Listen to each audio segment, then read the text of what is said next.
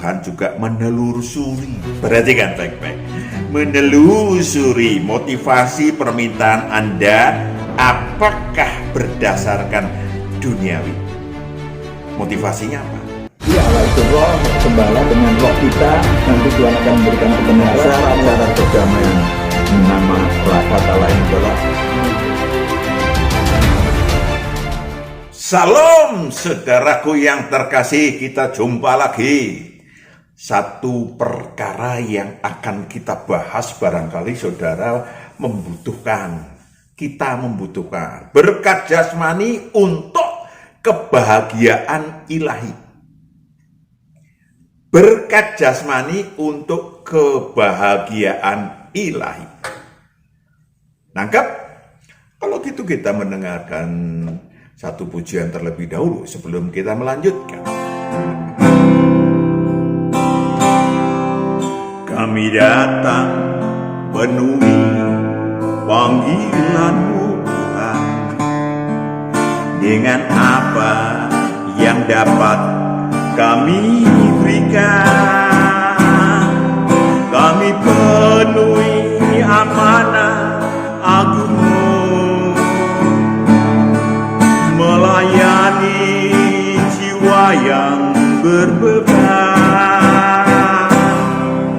Kami datang penuhi panggilan-Mu Tuhan, dengan apa yang dapat kami berikan.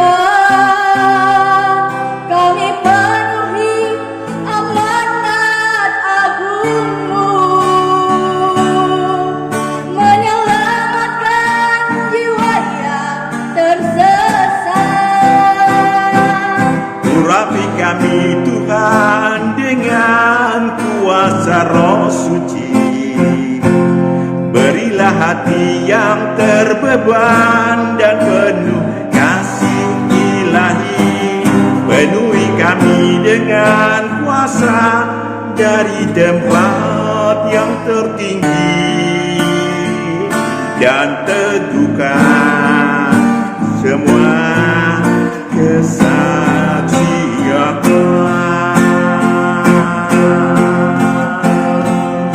Urapi kami Tuhan dengan kuasa Roh Suci. Berilah hati yang terbeban dan penuh kasih ilahi. Penuhi kami dengan kuasa dari tempat yang tertinggi, dan teguhkan semua kesaksian.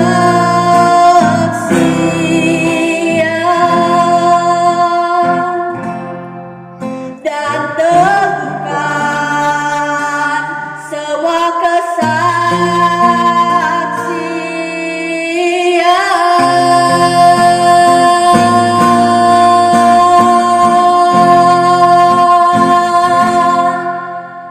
Pak Matius sekarang menganut teologi kemakmuran. No, dari dulu nggak pernah menganut teologi kemakmuran. Saya ingin menyampaikan firman Tuhan, kebenaran tentang bagaimana Anda mendapatkan benar-benar apa yang disebut berkat jasmani yang daripada Tuhan. Ya, bukan saudara dari ngambil dari dunia sebagian kecil untuk Tuhan, saudara usaha mati-matian sebagian untuk Tuhan, saudara ngambil dari gunung mana, gunung Kawi kayak kok mana, lalu untuk Tuhan. No. Ya. Tapi apakah berkat jasmani dilarang oleh Tuhan? No, tidak. Bahkan Tuhan pun mengulurkan tangan bagi manusia-manusia yang letih lesu dan berbeban berat. Matius 11 ayat 28 sampai 30. Matius 11 ayat 28 sampai 30. Marilah kepadaku semua yang letih lesu dan berbeban berat, aku akan memberi kelegaan kepadamu. Pikulah kuk yang kupasang. Itu syaratnya, pikulah kuk yang kupasang. Mau nggak dikendalikan oleh Tuhan? Dan belajarlah padaku. Belajarlah kepadaku. Mau nggak belajar kepada Tuhan, bukan kepada akal kita, bukan kepada berdasar emosi kita, atau berdasarkan ilmu ataupun ilmu. Apa Pak bedanya ngelmu? Ngelmu ya dari Mbah Dukun. Ilmu ya menurut logika. Lanjut. Karena aku lemah lembut dan rendah hati, dan jiwamu akan mendapat ketenangan. Lembah lembut dan rendah hati kepada yang manut miturut tadi, jiwamu akan mendapatkan ketenangan. Saudaraku yang kekasih, mari kita fahami kebenarannya agar berkat tidak nyangkut di langit. Ya, ditunggu nggak muncul, dikejar buyar. Saudaraku yang kekasih, berkat jasmani yang di ACC Tuhan tadi, langkah pertama ialah, saya balik dulu dikit, cari kebenarannya. Cari kebenarannya dalam kerajaan Allah. Waduh, Pak Matius sudah berkali-kali ngomong tuh, susah tuh. Banyak orang menganggap absurd, mustahil, tak masuk akal. Maklum, kerajaan Allah sendiri tidak banyak dikenal orang. Lah kok suruh masuk ke dalam kerajaan Allah terus nyari kebenarannya, lah susah lah. Oke, kalau begitu cari kebenarannya dari dalam diri saudara dulu. Oke, that's starting point. Maklum sekali lagi, kerajaan Allah tidak gampang ditangkap oleh orang. Tetapi kebenaran dari diri sendiri dicari dulu yang selaras dengan kebenaran ilahi. Oke. Kita tengok yang pertama. Apakah yang Anda minta ular atau roti? Ular apa roti, racun atau gizi? Jaelah. Iya kan? Saudaraku yang kekasih, kalau kita tengok pada anak usia 2-4 tahun, anak kecil lah yang tidak terdidik, dia akan minta ulat atau ular tanpa peduli. Ya, bahkan kemudian membanting-bantingkan, berguling-guling di tanah lumpur untuk supaya mendapatkan apa yang diinginkan. Dan orang dewasa banyak yang demikian. Lebih bahaya lagi adalah ketika dia marah sama Tuhan. Kalau berguling-guling sama orang di depan orang tuanya, paling kotor mandiin. Kalau marah sama Tuhan, yang mau mandiin siapa? Itu dosa, saudara. Dosa membawa maut. Apalagi menghujat Tuhan. Mana buktinya Tuhan? Saya udah berdoa loh. Saya udah berdoa Bapa kami, saya sudah berdoa, bersujud. Mana buktinya? Itu dia. Itu tidak cuma sekedar berguling-guling, saudara. Tidak sekedar kambing guling, saudara. Tapi itu adalah dosa. Maka, anak-anak yang cerdik, yang terdidik, yang cerdas, dia tanya dulu kepada orang tuanya, Papa, Mama, ini ular, kok rupanya kayak roti? Atau roti kayak ular? Yang benar mana Papa? Ya, ini racun, makanannya beracun enggak? Itu namanya anak-anak yang cerdik, cerdas, yang terdidik. Ketika orang tuanya, no, anak-anak, no, itu racun. Oke, ya Papa, siap. Tahu dia manfaat dan mudaratnya. Tahu dia untung dan ruginya. Maka saudaraku, Tuhan memang tidak melarang meminta. Matius 7 ayat 7 sampai 8 itu banyak orang memegang ayat ini. Boleh. Matius 7 ayat 7 sampai 8. Mintalah, maka akan diberikan kepadamu. Mintalah maka akan diberikan kepadamu. Carilah, maka kamu akan mendapat. Carilah. Lanjut yang kedua adalah minta tadi, pasif. Aktif sedikit lah.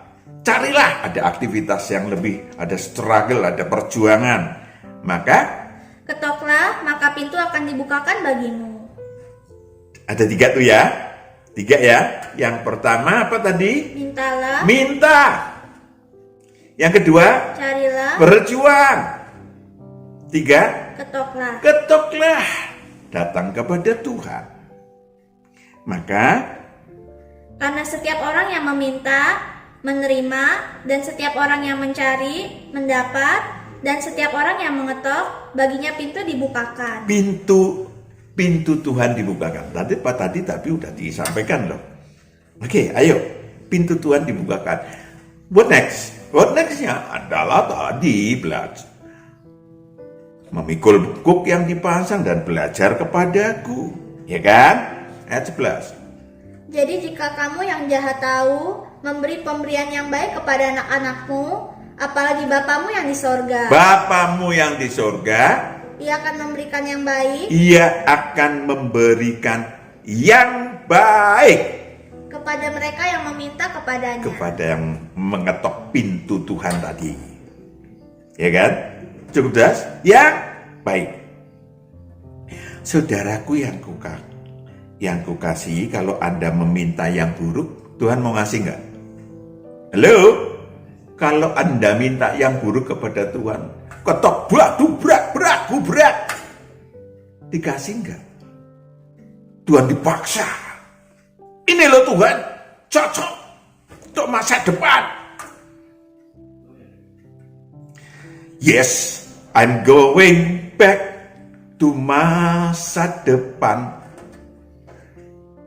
Saudaraku yang kekasih, saudara membutuhkan, atau jangan kaget kalau Tuhan nggak mengabulkannya.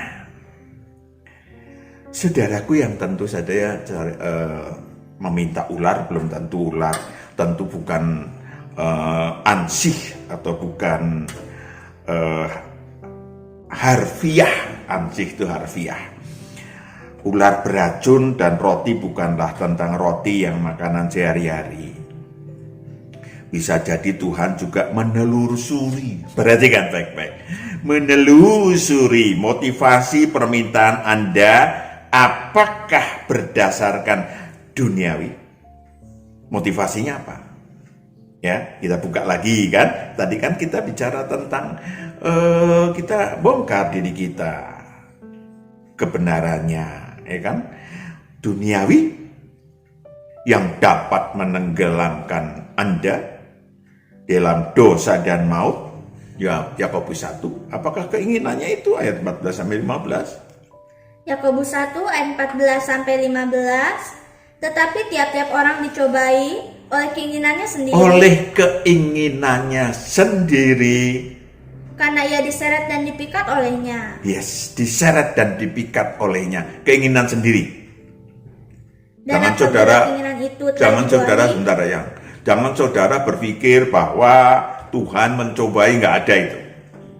Tuhan nggak pernah mencobai saudara. Ya, ayat dibaca dulu ya 13 deh.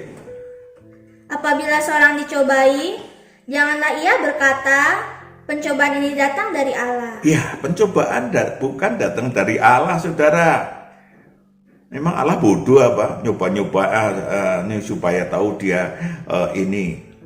Tuhan tahu persis.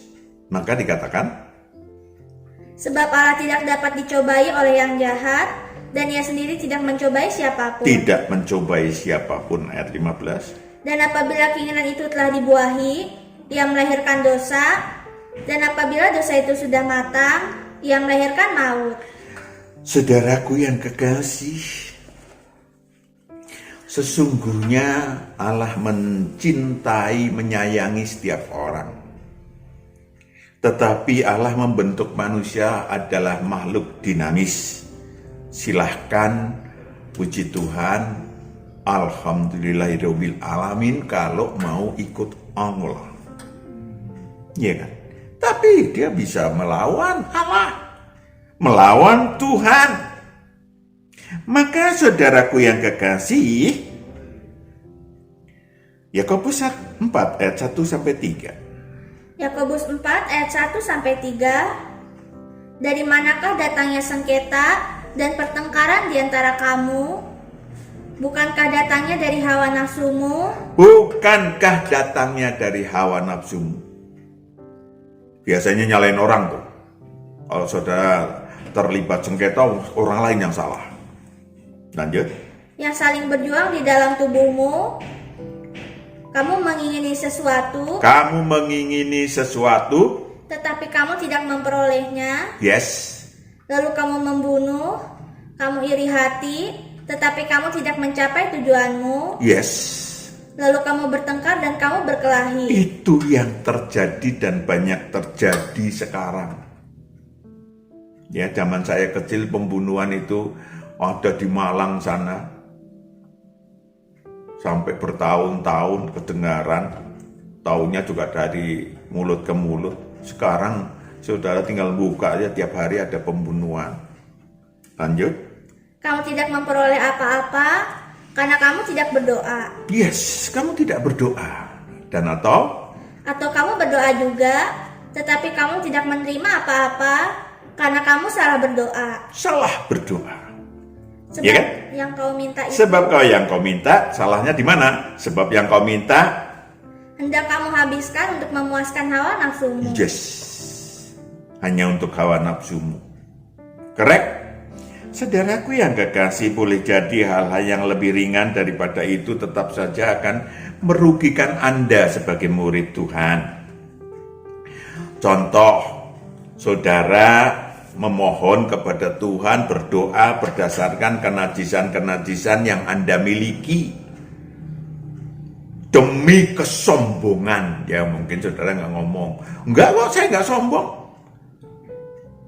Masa nggak boleh pamer sih?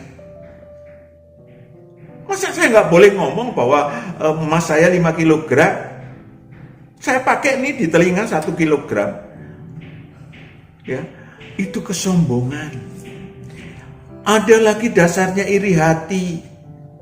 Kenapa Yesus dibunuh, saudaraku yang kekasih? Pontius Pilatus mengatakan apa? Karena iri hati, dia tahu. Orang-orang bahkan ahli Taurat. Apa yang terjadi pada seseorang ketika minta kepada Tuhan untuk soal apa yang disebut sebagai warisan? Tuhan mengatakan no way. Ya, kenapa? Karena akan menimbulkan keserakahan, urus dirimu. Akan muncul pikiran jahat. Warisannya nggak salah, tapi dapat terjadi demikian. Kelicikan, ketidakadilan, kemunafikan, dan banyak lagi yang lain. Saudaraku yang kekasih, racun-racun kenajisan tersebut harus dibuang dengan menyangkal diri setiap hari. Menyangkal diri setiap hari. Ya, kalau mau ikut Kristus lo ya, kalau mau ikut Tuhan lo ya, Lukas 9 ayat 23. Lukas 9 ayat 23. Katanya kepada mereka semua, setiap orang yang mau mengikut aku, ia harus menyangkal dirinya, memikul salibnya setiap hari. Menyangkal dirinya, memikul salibnya setiap hari, baru dan mengikut aku. Baru mengikut Tuhan. Saudaraku yang kekasih, tidak hanya dalam sekuler, tidak hanya dalam duniawi, ya, di dalam pelayanan pun, apalagi anak-anak Tuhan dilarang Tuhan untuk sombong. Lukas 18 ayat 17 sampai 20. Mari kita tengok supaya kita bisa memiliki apa yang disebut sebagai pelayanan yang sesungguhnya, yang diberkati Tuhan. Lukas 18 ayat 17 sampai 20. Aku berkata kepadamu, sesungguhnya barang siapa tidak menyambut kerajaan Allah seperti seorang anak kecil, ia tidak akan masuk ke dalamnya. Yes, harus rendah hati. Ada seorang pemimpin bertanya kepada Yesus, katanya, "Guru yang baik, apa yang harus aku perbuat untuk memperoleh hidup yang kekal?" Jawab Yesus, "Mengapa kau katakan aku baik? Tak seorang pun yang baik selain daripada Allah saja. Engkau tentu mengetahui segala perintah Allah, jangan berzina, jangan membunuh, jangan mencuri, jangan mengucapkan saksi dusta, hormatilah ayahmu dan ibumu." Kata orang itu, "Semuanya itu telah kuturuti sejak masa mudaku." Saudaraku yang kekasih, kita menengok Lukas 18 ya tadi yang tentang kesombongan. Bahkan seseorang mengatakan bahwa dia sudah lakukan segala sesuatu. Tetapi sesungguhnya apa yang dilakukannya itu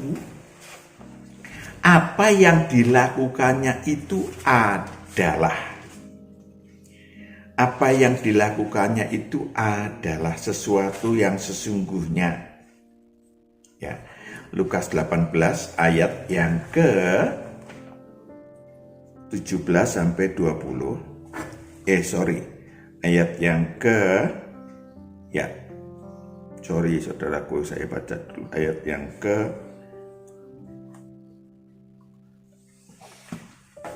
tadi udah dibaca ya. Lukas 18. Saudaraku yang kekasih, kita lanjutkan yang akan dapat menjadikannya sesat. Ya, Matius 7 ayat 21 sampai 23. Matius 7 ayat 21 sampai 23. Bukan setiap orang yang berseru kepadaku, "Tuhan, Tuhan," akan masuk ke dalam kerajaan sorga, melainkan dia yang melakukan kehendak Bapakku yang di sorga. Yes. Banyak orang untuk kesombongan jiwanya dikatakan bahwa, "Oh lihat, Lucifer tak usir dalam nama Yesus." Dalam nama Yesus, saudaraku yang kekasih. Itu menjadi sesat karena itu jadi mantra.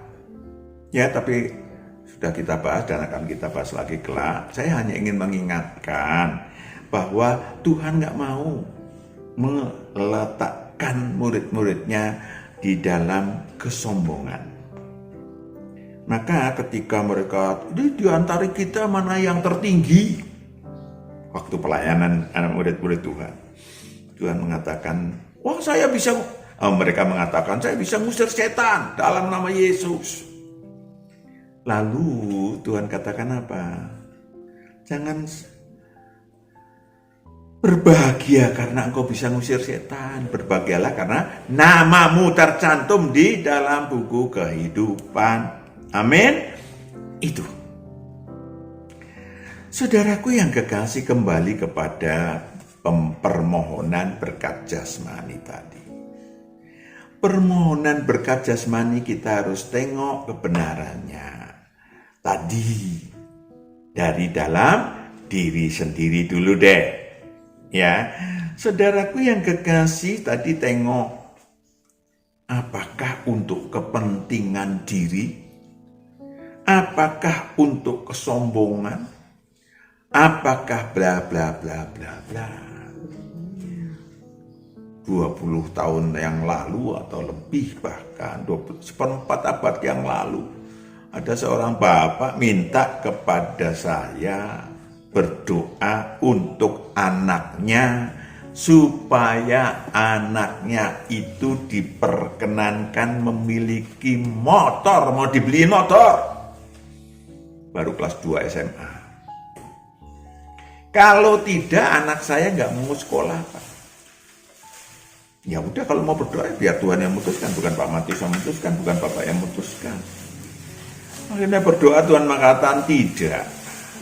Tapi apa yang terjadi? 1 minggu kemudian anak ini dibeliin motor, dan kemudian sebulan kemudian kecelakaan kakinya hilang satu. Saudaraku yang kekasih, Tuhan sudah melarang. Ya. Apakah yang kedua? Apakah Anda mengimani atau bimbang?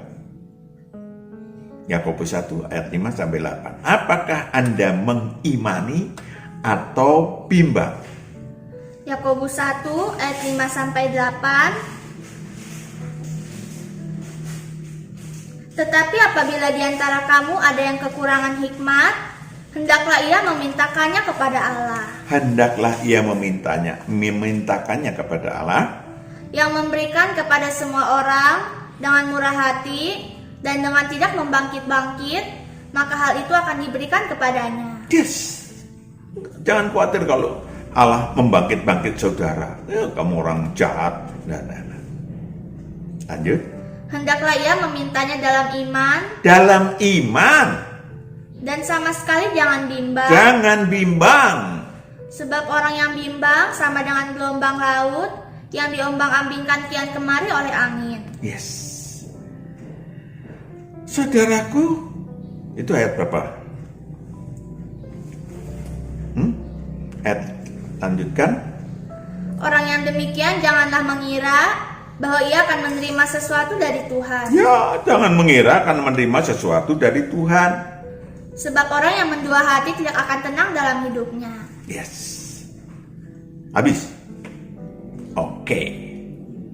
Orang yang mendua hati tidak akan tenang dalam hidupnya. Tidak akan tenang dalam hidupnya. Berdoa, ragu-ragu.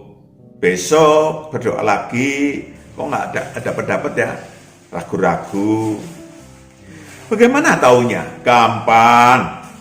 Anda memahami diri Anda sendiri. Anda memang hobinya khawatir atau tidak? Tengok. Apalagi hal-hal lain yang kebutuhan yang kecil-kecil aja. Duh, saya makan apa ya besok ya? Lusa makan apa ya? Minum apa ya? Waduh, gitu aja kok dipikirin. Dikhawatirin. Maka doa permohonan Anda tak akan dikabulkan Tuhan. Yang pertama, Anda harus membuang rasa khawatir tentunya. Ya kan? Caranya gimana? Matius 6 ayat yang ke-25 sampai 27. Caranya gimana Pak supaya nggak khawatir? Matius 6 ayat 25 sampai 27. Karena itu aku berkata kepadamu, janganlah khawatir akan hidupmu, akan apa yang hendak kamu makan atau minum, dan janganlah khawatir pula akan tubuhmu, akan apa yang hendak kamu pakai. Bukankah hidup itu lebih penting daripada makanan? Nah, ini dia. Letakkan pada titik tata nilai yang lebih tinggi. Bukankah hidup ini lebih penting? Oh, saya masih hidup, terima kasih Tuhan. Dan tubuh itu lebih penting daripada pakaian. Saya sehat, terima kasih Tuhan. Jangan saudara bingung dengan pakaiannya sementara saudara sakit-sakitan. Waduh. Saudaraku yang kekasih, dibutuhkan analisa logika, kreasi dalam otak kita, pikiran kita, sehingga keinginan kita pun terkoreksi.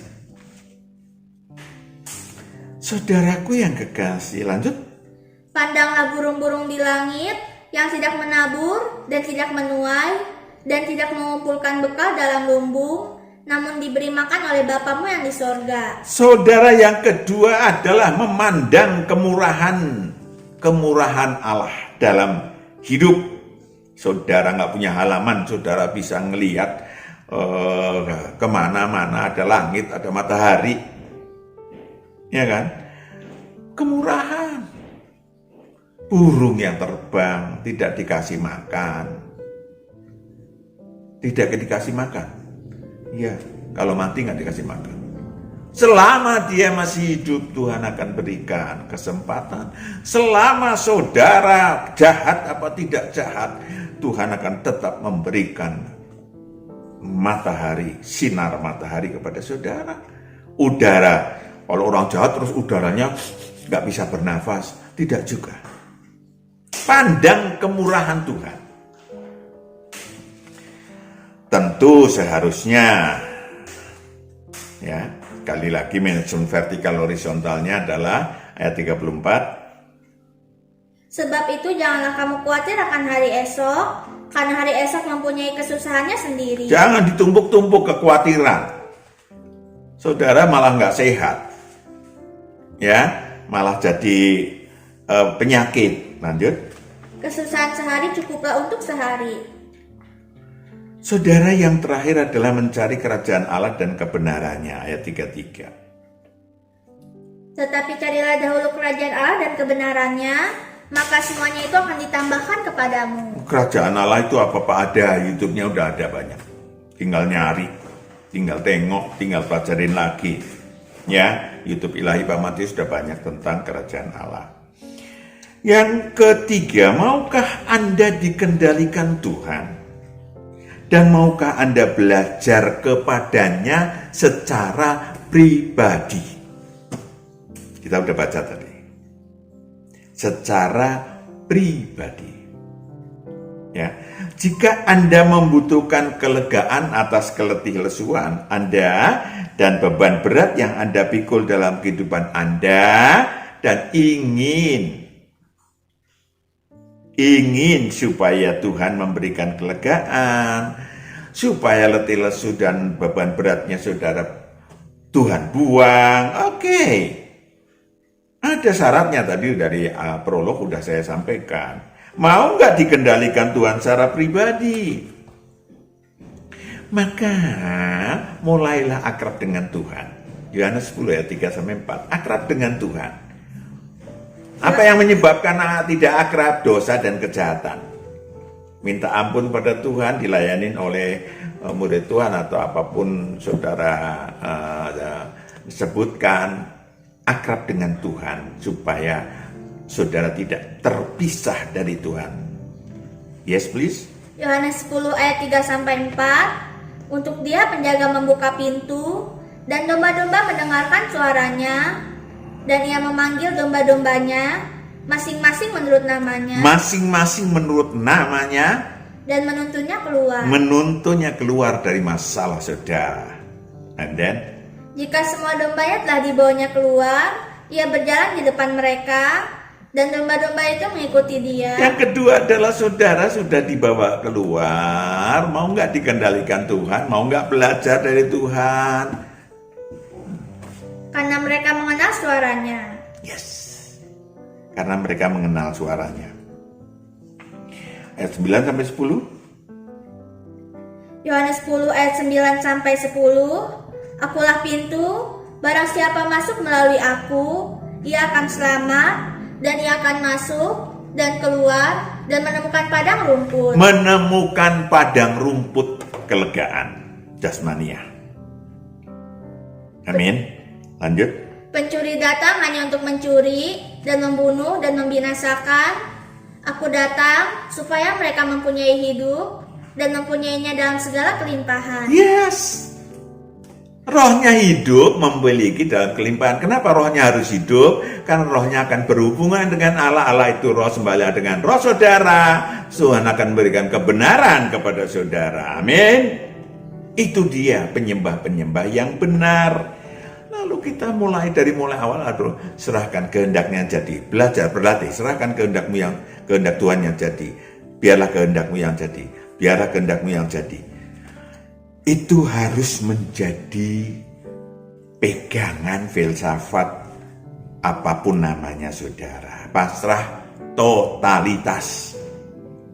Ya, tentu tidak selalu sesuai dengan pikiran Anda dan keinginan dan apa yang disebut sebagai akal saudara, pikiran saudara belum tentu sama. Tetapi saudaraku, Tuhan mengatakan, oke, aku juga sabar kok nuntun kamu. Jiwamu akan mendapat ketenangan.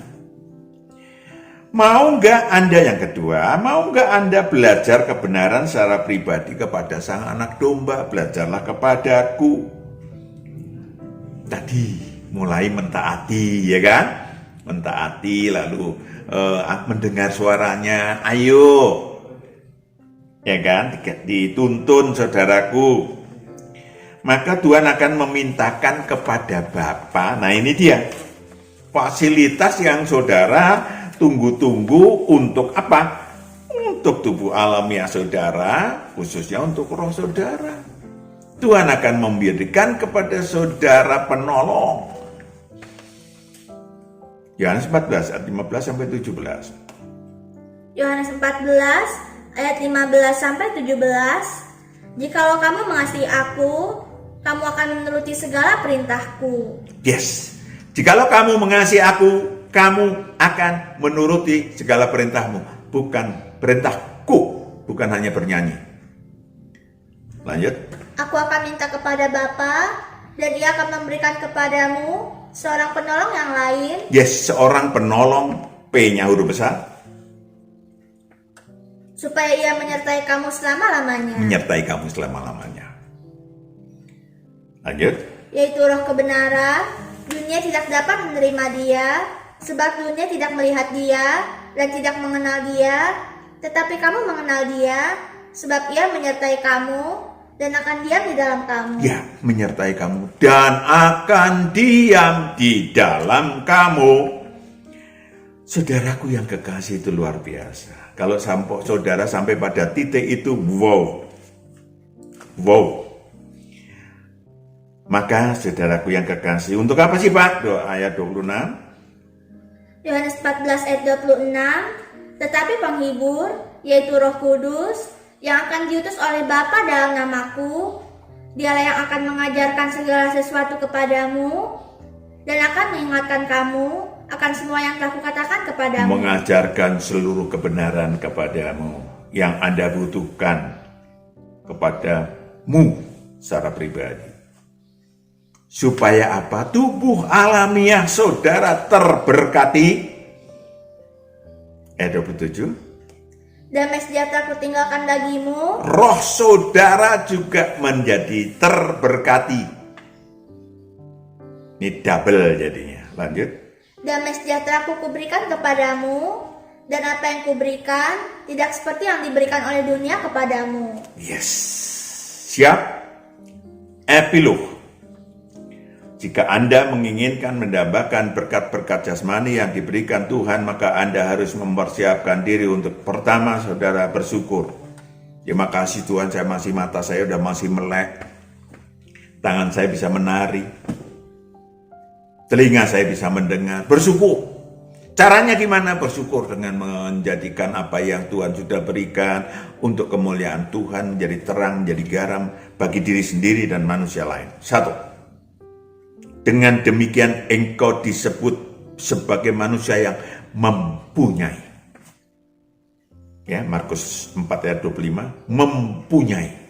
Kepada yang mempunyai aku akan memberi, kepada yang tidak mempunyai apapun yang ada padanya akan diambil daripadanya. Markus 4 ayat 25, karena siapa yang mempunyai, kepadanya akan diberi, tetapi siapa yang tidak mempunyai, apapun juga yang ada padanya akan diambil daripadanya. Ya, itu kebenarannya. Yang kedua, saudara belajar berlatih mensublimasi. Berjanji untuk memakai berkat-berkat yang akan Tuhan beri untuk kepentingan roh saudara. Ya, dengan apa? Bersadar jati diri, saya akan memang turun ke bumi untuk menjadi anak Allah dan seterusnya. Yang terakhir, memuliakan Allah dengan tubuhmu. Kalau saudara sudah dibayar Tuhan, hutang mautnya dibayar Tuhan, dosanya diampuni dan disucikan, maka saudara wajib untuk memakai tubuh saudara untuk kemuliaan Tuhan. Amin. Pasti sukses saudaraku. Ya. Maka berkat jasmania sekaligus berkat ilahi dari Tuhan akan saudara terima. Mari kebenaran-kebenaran ini saudara fahami dan saudara lakukan, terapkan dalam hidup, dan saudara beritakan. Amin. Kita berdoa. Bapa di surga, anak-anakmu yang menyaksikan kebenaran ini, Engkau yang berkati, sehingga anak-anakmu boleh berjalan bersama Tuhan. Baik Engkau yang memberikan berkat jasmani, khususnya berkat ilahi. Dalam nama Yesus hamba serahkan anak-anakmu dalam kehidupan hari demi hari, waktu demi waktu. Haleluya, damai sejahtera menyertai. Amin. Tuhan berkati.